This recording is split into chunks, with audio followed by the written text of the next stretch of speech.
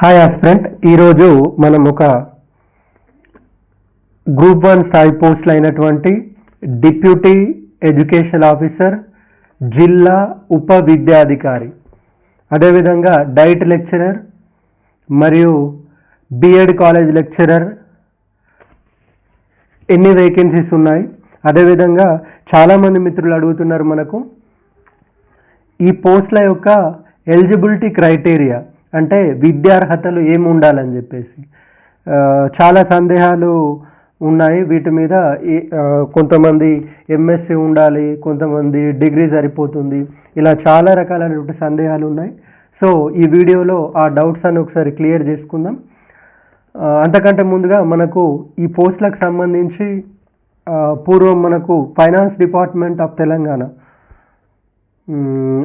కొన్ని ఈ పోస్టులను ఆర్థిక శాఖ ఆమోదించి టీజీపీఎస్సికి పంపించింది ఫిలప్ చేసుకోమని చెప్పి. సో త్వరలో వీటికి సంబంధించిన నోటిఫికేషన్ రాబోతుంది. ఫైనాన్స్ శాఖ ఆమోదించినటువంటి పోస్టులు ఎన్ని ఉన్నాయి, వాటి యొక్క జీవోని ఒకసారి మనం చూస్తున్నాం.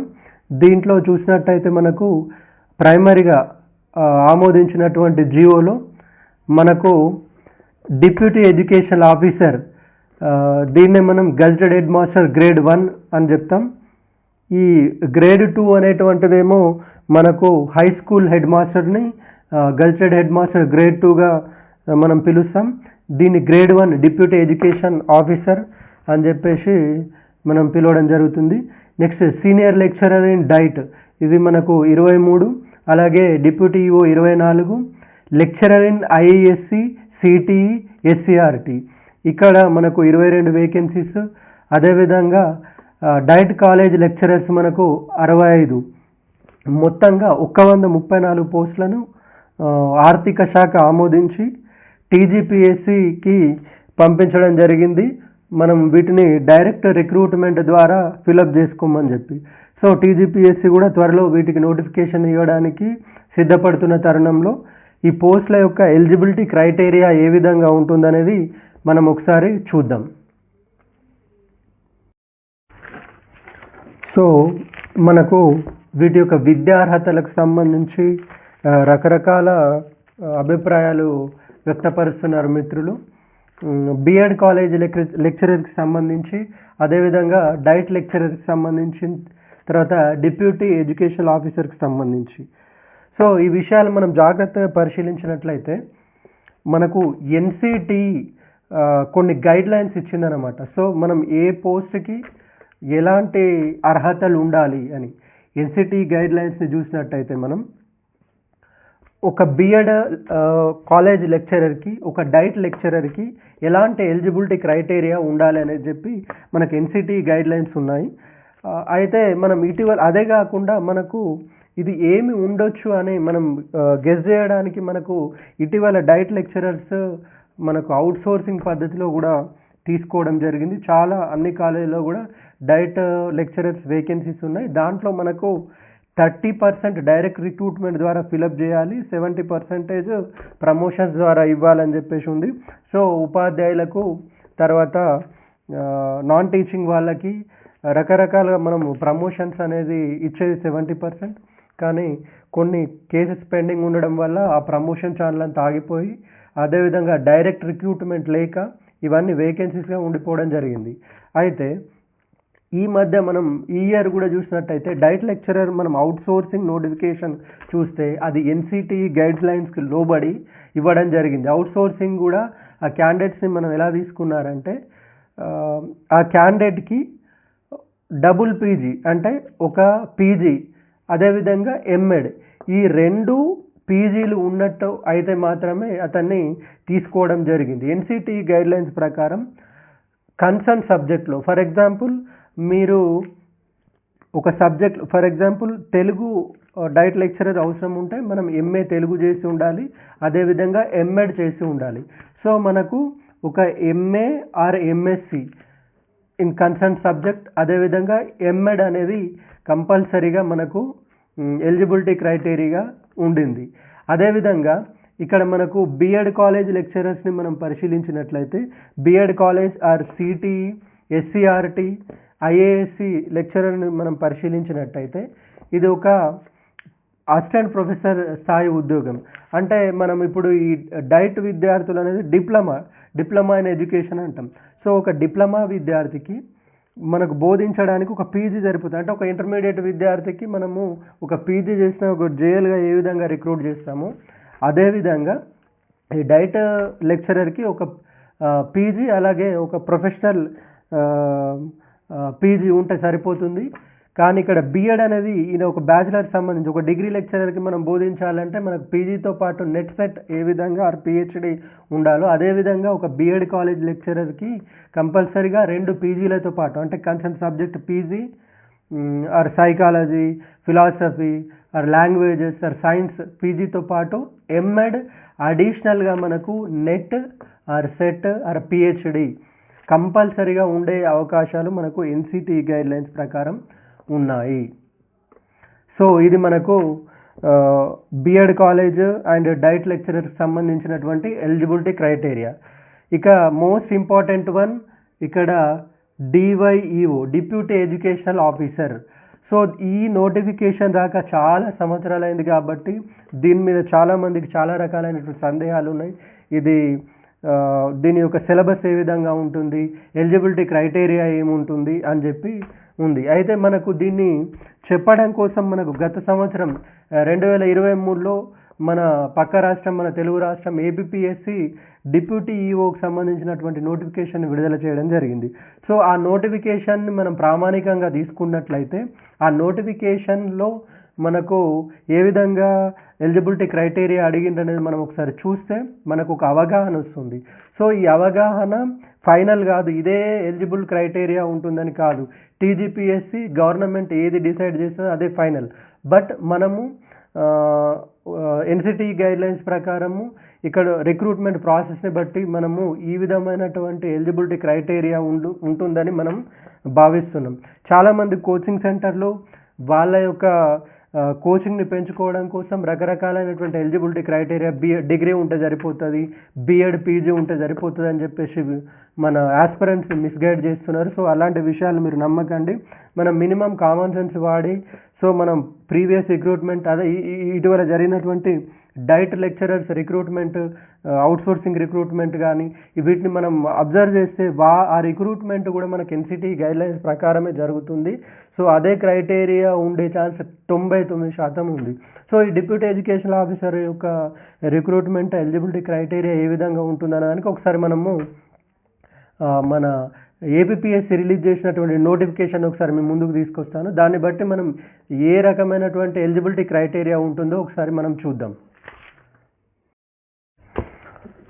సో ఇది మనకు ఏపీఎస్సి రిలీజ్ చేసినటువంటి deputy education officer notification. So దీని గురించి మనం క్లియర్గా డిస్కస్ చేద్దాం. చాలామంది మిత్రులు స్పెషల్గా ఈ డిప్యూటీ ఎడ్యుకేషన్ ఆఫీసర్ యొక్క పోస్ట్ యొక్క జాబ్ ఏ విధంగా ఉంటుంది, అది జోనల్ పోస్టా, మల్టీ జోనల్ పోస్టా, ఈ ప్రాసెస్ అంతా ఏ విధంగా ఉంటుందని చెప్పేసి చాలామంది మిత్రులు అడుగుతున్నారు. సో ముందైతే ఇంతకుముందు చాలా సంవత్సరాల క్రితం వచ్చినప్పుడు ఎట్లా ఉంటుండే అంటే మనకు ఈ పోస్టు ఇది జిల్లా స్థాయి పోస్టు, గ్రూప్ 1 స్థాయి పోస్టు. దీంట్లో మనకు జనరల్ స్టడీస్తో పాటు 2 ఆప్షనల్స్ ఉండేది. అంటే మనకు ఒక గ్రూప్ ఆఫ్ ఆప్షనల్స్ ఇచ్చేసి ఏ గ్రూప్ నుంచి ఒక ఆప్షన్, బి గ్రూప్ నుంచి ఒక ఆప్షన్ సెలెక్ట్ చేసుకొని అట్లా 2 ఆప్షన్స్ ప్లస్ జిఎస్తో కలిపి ఎగ్జామ్ నిర్వహించవచ్చు. చాలా సంవత్సరాల నుంచి చాలా మార్పులు వచ్చినాయి.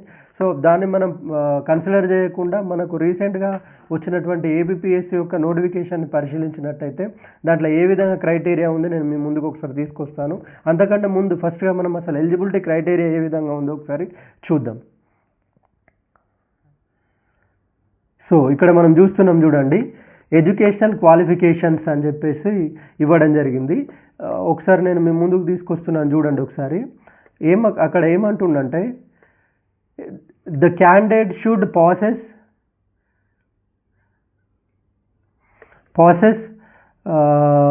ఇక్కడ name of the post educational qualifications అని ఇవ్వడం జరిగింది. ఒక నిమిషం.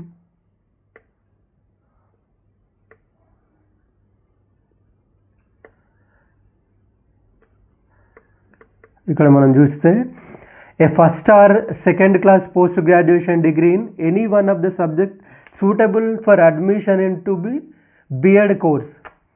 ఏమన్నాడు ఇక్కడ చూస్తే a first or second class post graduation degree అంటే మనకు ఒక పీజీ ఉండాలి, B.Ed మాండేటరీ కాదు, కానీ ఆ సబ్జెక్ట్లో B.Ed చేయడానికి మనకు అవకాశం ఉండాలి. ఫర్ ఎగ్జాంపుల్ మీరు ఎంఎస్సి ఫిజిక్స్ ఉంటే మనకు B.Ed ఫిజికల్ సైన్స్లో చేయడానికి కానీ, లేదా ఎంఏ హిస్టరీ ఉంటే B.Ed సోషల్తో చేయడానికి కానీ, లేదా ఎంఏ తెలుగు ఉంటే ఒక తెలుగు మెథడ్గా B.Ed చేయడానికి కానీ ఇట్లాంటి అవకాశం ఉంటుంది. సో ఏదైతే B.Ed చేయడానికి అవకాశం ఉన్నటువంటి ఒక పీజీ కలిగి ఉండాలి, అది ఫస్ట్ ఆర్ సెకండ్ క్లాస్ అని చెప్పేసి మెన్షన్ చేయడం జరిగింది. అంటే మనం ఒకవేళ ఆ పోస్ట్కి సెలెక్ట్ అయితే మనం ఇన్ సర్వీస్లో B.Ed చేయడానికి మనకు అవకాశం ఉంటుంది. సో ఇది ఉపాధ్యాయ ఉద్యోగాల్ని మనకు పర్యవేక్షించేటువంటి పోస్ట్ కాబట్టి B.Ed లేదా M.Ed లాంటి మనకు ప్రొఫెషనల్ నాలెడ్జ్ ఉండాల్సిన అవసరం ఉంటుంది కాబట్టి ఇటువంటి మనకు ఎలిజిబిలిటీ క్రైటీరియా అనేది పెట్టడం జరిగింది. ఇప్పుడు చాలా అంటే for example MSc computer science ఉంది, సో ఇక్కడ B.Ed చేయడానికి అవకాశం లేదు, ఇట్లాంటి పోస్టులకు మనకు ఎలిజిబిలిటీ ఉండకపోవచ్చు. సో మనకు అదేవిధంగా టెక్నికల్ పోస్టులు ఉంటాయి, ఇట్లాంటి పోస్టులకు మనకు ఎలిజిబిలిటీ అవకాశం అనేది ఉండకపోవడానికి అవకాశం ఉంది. సో అంటే మనం ఏబిపిఎస్సి నోటిఫికేషన్ని గమనించినట్లయితే MSc B.Ed, so B.Ed not mandatory, కానీ మనకు ఆ B.Ed చేయడానికి అనుకూలమైనటువంటి పీజీ ఉండాలనేటువంటిది ఎలిజిబిలిటీ క్రైటీరియా ఉంది. అయితే మనం ఇక్కడ గమనించినట్టయితే ఇదే నోటిఫికేషన్ మనం ఇంకో కొన్ని విషయాలని దీన్ని మనం ఒకసారి చూద్దాం. ఇక్కడ ఏముందంటే ఇక్కడ చూడండి, ఇక్కడ మనకు ఈ పోస్టులు జోన్ వైజ్ వేకెన్సీస్ అని ఇవ్వడం జరిగింది. అంటే ఇది జోనల్ పోస్ట్ అని చెప్పి ఇవ్వడం జరిగింది. ఇది మనకు ఏపీఎస్సి నోటిఫికేషన్. సో దాదాపుగా మనకు సిమిలర్గా ఉండే అవకాశం ఉంటుంది కాబట్టి ఈ నోటిఫికేషన్ ఒకసారి చూస్తే ఇక్కడ చూడండి జోన్ వైజ్ వేకెన్సీస్ ఇచ్చారు. బట్ ఇక్కడ మనకు డీటెయిల్గా చదివినట్టయితే దీంట్లో ఈ నోటిఫికేషన్ని మనము అబ్జర్వ్ చేసినట్టయితే ఇది జోనల్ వైజ్ పోస్ట్ అయినప్పటికీ కూడా ఈ వేకెన్సీస్ ఈ మనము స్టేట్ వైజ్ కాంపిటీషన్ ఉంటుందని చెప్పేసి మనకు కింద నోట్లో ఇవ్వడం జరిగింది. అంటే ఈ పోస్టులన్నీ కూడా స్టేట్ వైజ్గా కాంపిటేటివ్, అంటే మనం ఏ జోన్లో పోస్టులు ఉన్నా కూడా మనము ఎలిజిబుల్ ఉంటాం. ఫర్ ఎగ్జాంపుల్ ఇక్కడ మనము జోన్ 1లో 7, జోన్ 2లో 12, జోన్ 3లో 8, జోన్ 4లో 11, టోటల్ 38 ఉంటే మనం జోన్ 4లో ఉన్నప్పటికీ కూడా జోన్ 1, జోన్ 2, జోన్ 3 పోస్టులకు కూడా మనం ఎలిజిబులే. అంటే ఇది స్టేట్ వైజ్ పోస్ట్గా కన్సిడర్ చేయడం జరిగింది. ఇక్కడ చూస్తే ఇక్కడ మీరు అబ్జర్వ్ చేయొచ్చు, ఇక్కడ నేను చూపిస్తాను మనకి. ఇక్కడ చూడండి ద పోస్ట్ ఆఫ్ ద ఇక్కడ చూడండి ద పోస్ట్ ఈ state wide post but allotment will be in zone wise. అంటే ఈ పోస్ట్ని మనము స్టేట్ పోస్ట్గా కన్సిడర్ చేసి కాంపిటీషన్ స్టేట్ వైజ్ ఉంటుంది. మీరు పోస్టింగ్ ఇచ్చేటప్పుడు మీకు ఏ జోన్లోనైనా పోస్టింగ్ ఇవ్వడానికి అవకాశం ఉంటుందని చెప్పేసి ఈ నోటిఫికేషన్ ద్వారా మనకు తెలియజేస్తారు. సో మనకు సిమిలర్గా ఉండే అవకాశం ఉంది. ఎందుకంటే ఇంతకు ముందు ఉన్నటువంటి నోటిఫికేషన్ ఇచ్చినటువంటి పరిస్థితి లేదు. ఇంతకుముందు చెప్పాను కదా రెండు ఆప్షనల్స్ ఉండేవి అని చెప్పేసి. సో ఇప్పుడు మనకు సిలబస్ ఏముంటుంది, ఆ మిగతా విషయాలు మనము నెక్స్ట్ వీడియోలో మనం డిస్కస్ చేద్దాం. ఏ విధంగా సిలబస్ ఉంటుంది, ఏమేం పేపర్స్ ఉంటాయి, ఈ విషయాలని కూడా మనం నెక్స్ట్ వీడియోలో డిస్కస్ చేద్దాం. లేదంటే మనకి ఈ వీడియో లెందీ అయిపోతుంది. సో మనకు పేపర్ 1 ఏముంటుంది, పేపర్ 2 ఏముంటుంది, పేపర్ 3 ఏముంటుంది, స్టాండర్డ్ ఆఫ్ ద క్వశ్చన్స్ ఏ విధంగా ఉన్నాయనేటువంటిది మనం నెక్స్ట్ వీడియోలో డిస్కస్ చేద్దాం. Thank you for watching.